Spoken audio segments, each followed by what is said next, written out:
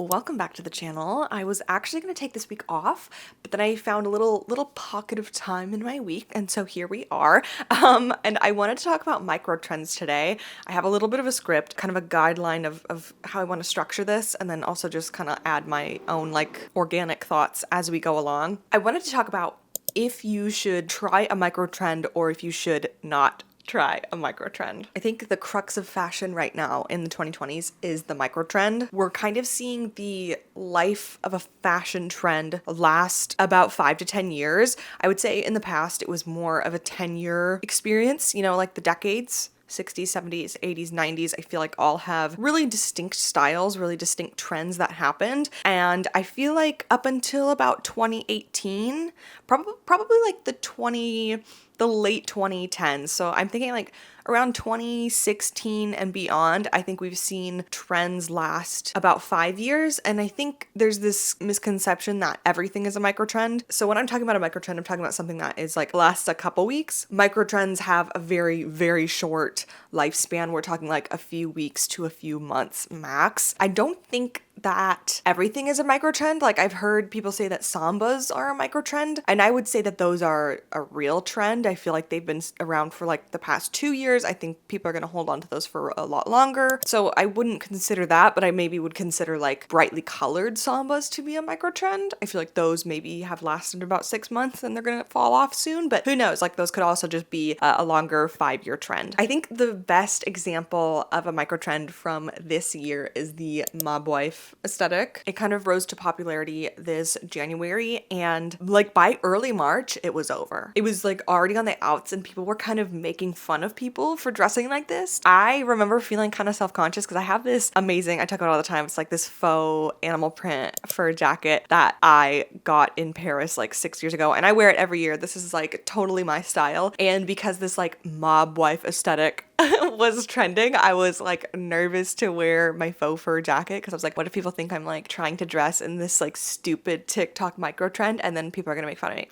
Because like that was the discourse online. I even remember seeing this TikTok of a girl in New York City, and she said that she wore a vintage fur jacket to this bar and they like denied her entry. So it was like this weird shift from fur is in and it's like hot and sexy to vintage fur is overdone and like morally wrong. The 180 was so fast, and I think it's one of the fastest trends that I've ever seen. Also because this trend didn't really have longevity with like the warmer months coming up, so it was literally just like a blink of an eye. I feel like this one really solidified to a lot of people how absurd a micro trend is. That one was interesting because it was an entire aesthetic. It wasn't just the fur jacket. It was like the fur jacket with the leather pants, with the stilettos, with the type of makeup. So it was like this whole like personality that was trending. I think it's pretty crazy when an aesthetic trends because I feel like that ramps up hyper consumeristic spending even more than a single item. But anyway, I could talk about that forever. So that's just a little like brief explanation of what a micro trend is.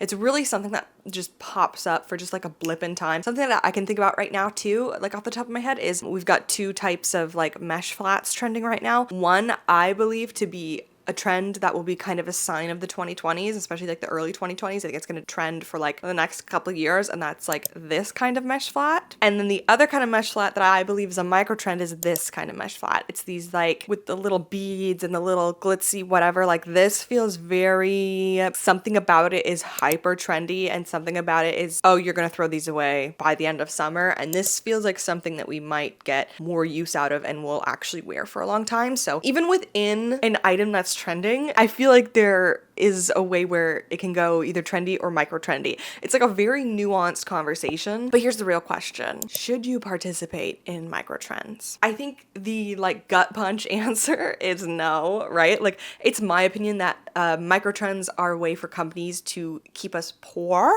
and insecure. Like if you love your wardrobe, if you love the way you look, brands don't make money. And if brands aren't making money, then they need to make FOMO. It sucks, but like all marketing is to either make you kind of feel like shit about yourself, like low-key make you hate yourself or hate the things you have, or make you like lustful, make you feel like you're missing out, or making you feel like you're not complete, like without this item. It's all creating this kind of need for more, and our fear of missing out is keeping us always wanting more. We are influencing each other to feel discontent. And that's actually kind of why I like making wishlist videos, because I'm just talking about things that I find cute, and I usually find that after I've filmed a wishlist video, I like don't want the stuff anymore. Like it's out of my head. I just need to like talk about it at length to like get it out of my system, and then it's like a fog is lifted from my brain and I can like see the item for what it is. Yeah, I don't know, I will like hyper obsess about stuff. It's all I can think about. I'm seeing it on Pinterest everywhere. I'm like, oh my god, like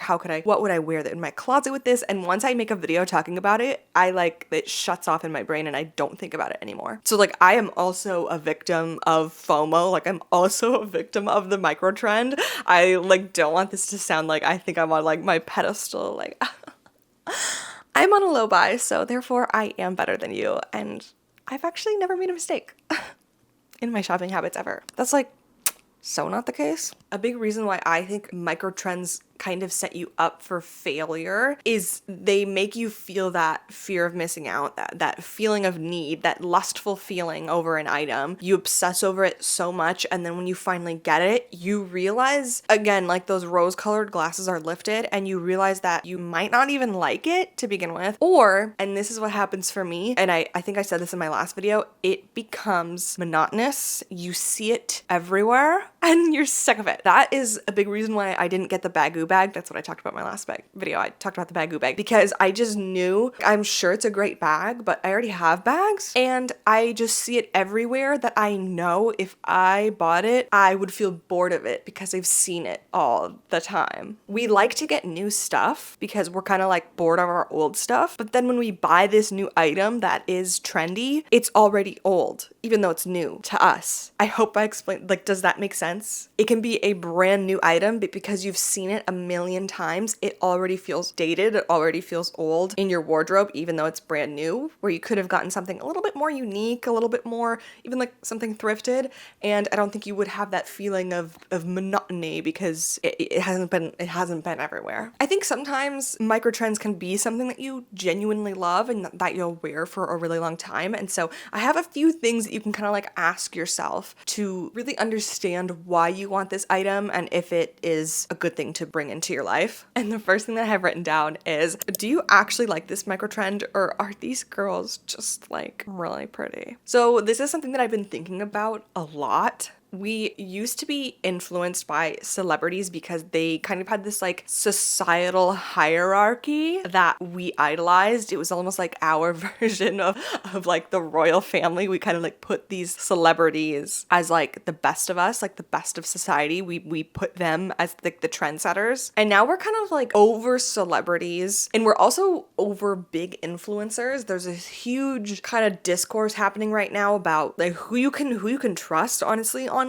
when somebody's being sent stuff for free in gobs, in loads, unboxing 50 PR packages. They become out of touch with how much stuff costs, and therefore they can't really give a good review on the item because $30 to them doesn't really mean $30 to them because it was a free product to begin with. If I didn't have to buy any of my beauty products, if I didn't have to buy majority of my clothing, it just came to me, I think I would justify a lot of flaws. And it's hard not to feel hypocritical because I also like create content and I have done sponsorships, and I hope you feel that you can trust me. Everybody says it, but like I genuinely only take sponsorships that I really like. But even that, you might not trust me because I have been sent things for free. We've switched from being influenced by celebrities who are millionaires who have a lot of money to being influenced by people that we see as the everyday person. And this is just fascinating to me because when a celebrity like Jennifer Aniston does her stupid Aveeno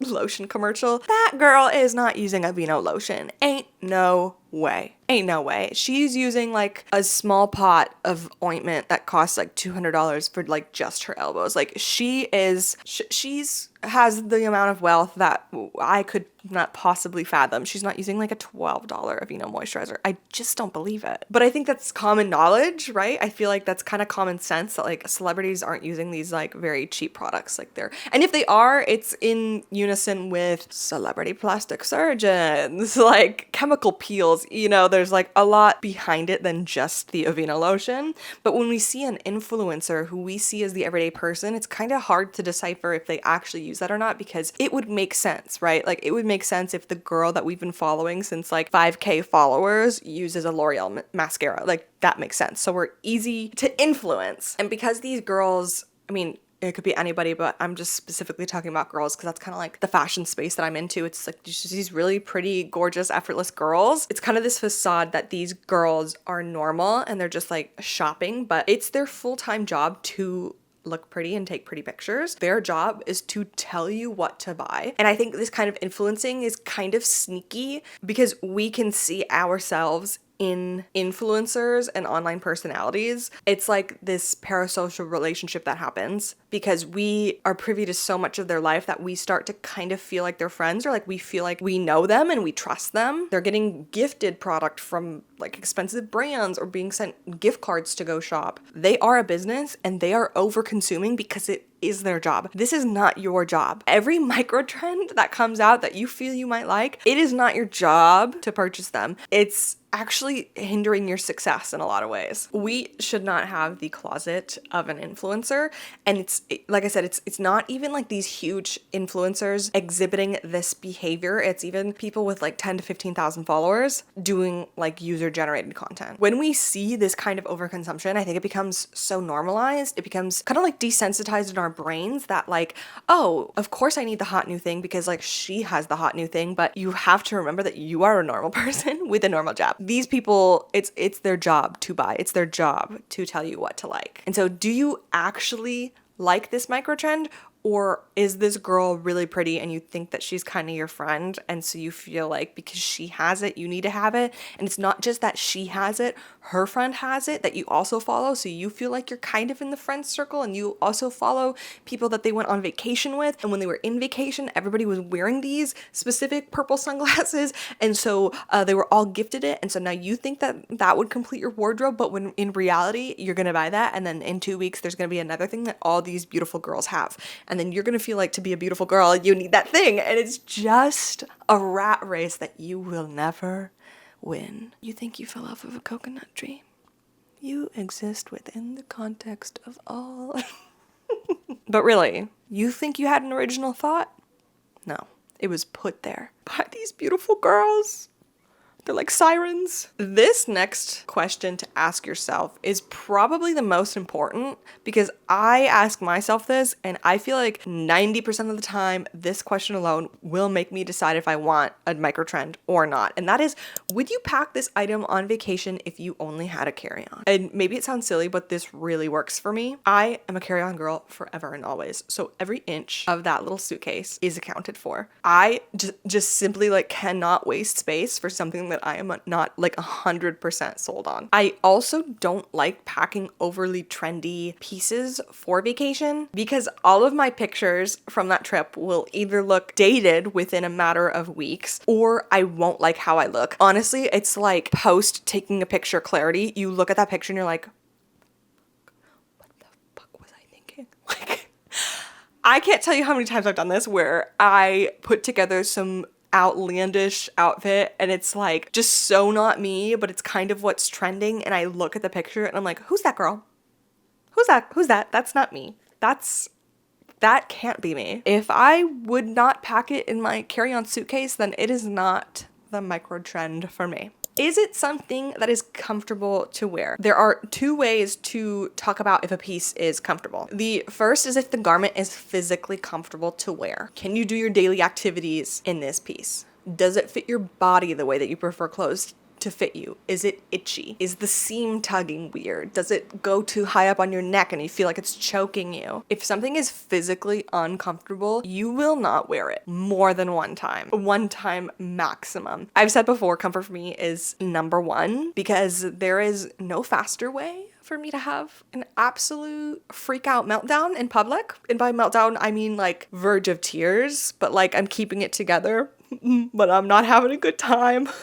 And like only my husband and like my mom can tell. If something is uncomfortable, it will fall to the wayside. Eventually, it will fall victim to a declutter. Another kind of trend, micro trend right now that I see happening is like little bloomer shorts that are like almost see-through. I know that for a fact that I would be so miserable because I don't like short shorts. They don't function well in my life. I can't sit well on the subway. I don't want my hot, sweaty thighs to be suction cupped to the communal plastic. There's nothing about these shorts that would be comfortable to me. And so right away, I know I should not buy any of those. I have no business buying a little mini micro short. A little mini micro trend micro short. It's not for me. And the second way that I talk about comfortability is, do you feel comfortable in your skin? Is it going to feel too out of your comfort zone and you'll be scared to wear it out and you're going to feel anxious when you're wearing it? Like if a shirt gives you anxiety when you wear it outside the house, well, babes, it's just not for you. And I think you need to be realistic with yourself. A trend that I see happening right now, these are kind of bad examples because I believe a tube top is a trend. I don't think a tube top is a micro trend, but I mean, the questions work for both. A tube top, I would not feel comfortable in, not one bit, mainly because I have a lot of acne on my shoulders and my back. I would just feel self-conscious. Personally, it would make me feel uncomfortable. It would make me feel self-conscious. I wouldn't be in the moment. I would just be thinking about my back the entire time.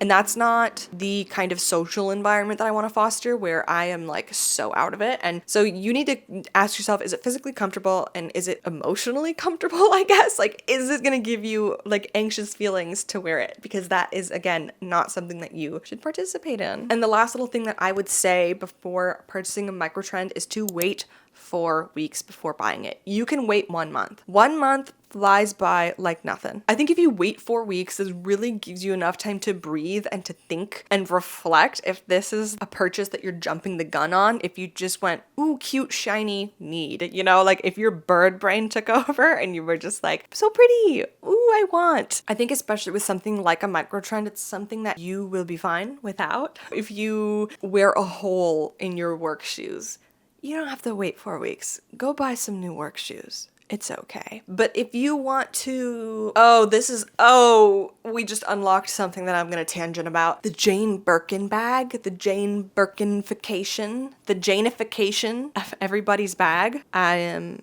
am at a loss for words. No, I'm not. I never am. It irritates me. I actually filmed a video like a month ago, but it was when I was sick, and so I literally just scrapped it because I like sounded so awful. But I was talking about trends for the summer that I wasn't a fan of. I am not for this personalization of your bag because y'all are doing it wrong. You guys are doing it so wrong. And this is such a micro trend. And I know it's like by the end of summer, it's going to be so over because bag charms have been around for so long. Hermes literally makes bag charms to go with their Birkins. I've been seeing people literally order on Amazon like 4 little, plushies or pins or whatever. It's like, no. The point of this is to collect things over time, collect it through your travels, right? Like it's not to go to Shein and just order a bunch of crap that eventually is going to be thrown in the thrift store. I think it's cool to go to a thrift store. Oh, I found a vintage pin that I like. Great, I'll put that on my bag. Oh, I went somewhere on summer vacation and I found a little keychain that I really like. Cute, add it. This is something that you accumulate over years of your life. Jane Birkin didn't just grab a bunch of stuff at the Walmart and slap it on her bag. It's a careful and curated process. And the reason why it's so personalized is because you personalize it over the course of your life. It's something that grows with you. It's something that changes with you. I don't know why it like actually grinds my gears so much because I've seen these freaking Temu girls and they've been doing this and it really upsets me because it looks tacky. It doesn't look chic.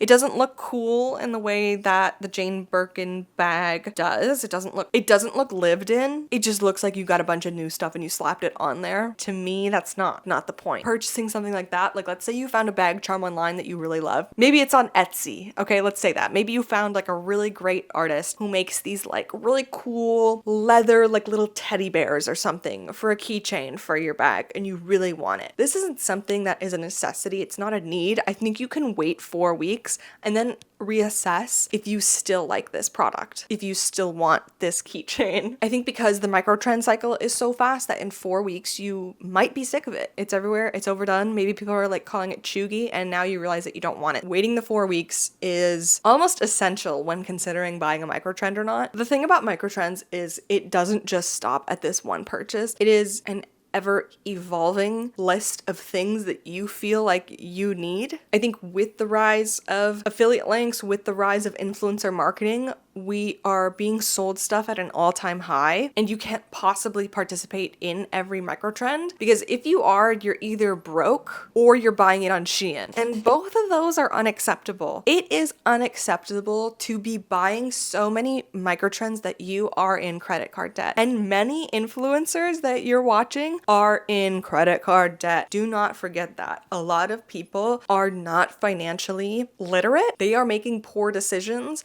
They are also chasing a high, and they're selling you that same chase. And the best thing that you can do for yourself is to not buy something. That's always the best choice. And like I said, it is a nuanced conversation. There are some things that aren't microtrends. Like, let's say a brand you really, really like is collabing with, I don't know, like a character like Hello Kitty or whatever that you really, really like, and it's like a one-time shot to get this item, and you buy a t-shirt or like a little pair of shoes. I think you know yourself. I think you can kind of grow and understand your purchasing habits. I have certainly done that with my low buy year. I feel like I really understand myself and what is an impulse and what is not. So I think once you kind of grow and you learn how to gauge whether you should buy a microtrend or not, you start to understand, yeah, if something is an impulse or not. And then you can freely buy what you actually want instead of buying what someone else told you that you should want. Fashion, personal style, it's also fun, and it shouldn't be stressful, and it shouldn't be financially hurting you. I hope you enjoyed this video. I hope it was coherent. I feel like there's an intersection between microtrends and financial stability, overconsumption, and all of those things I'm fairly passionate about. So I could talk forever, but I'm gonna cut myself off. Yeah, just don't go broke buying stupid shit, okay? That's like